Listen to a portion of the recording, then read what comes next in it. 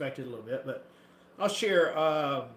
One of my drum students,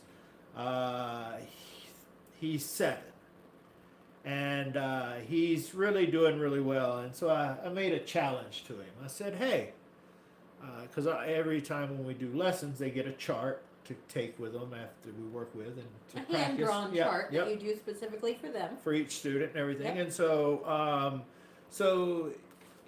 I challenged him. I said, "Hey, why don't you make me a chart?" And so usually the chart has basically 4 different lines of music on it. And so he attempted to be 7 years old, one line.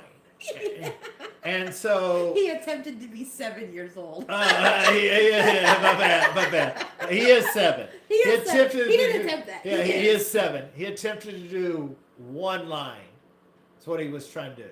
And so in that situation, you would have thought it would be about 12 notes. Yeah.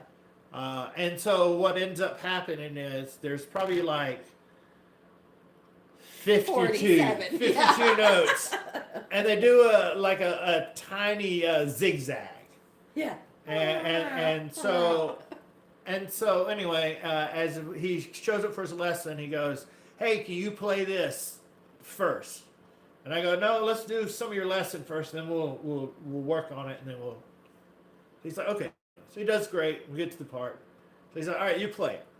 So I get down and I play it and kind of do a scissored pattern with it to kind of play it through. And he goes, I start playing it. When I start playing, I say, "I'm going to add a little hi-hat to it." He goes, "I don't have the hi-hat on the chart."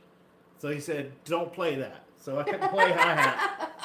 And so Couldn't anyway, add anything to yeah, it. couldn't add anything because unless it was on the chart, unless it was a kick. He had a kick drum on there, and he had some lefts and rights, and a couple triplets and some doubles. And so No, he had a fiver in there. oh yeah, so he was doing his full on writing, and so I made a point to say to him, I was proud of him. I said, "Now, hey, you play it."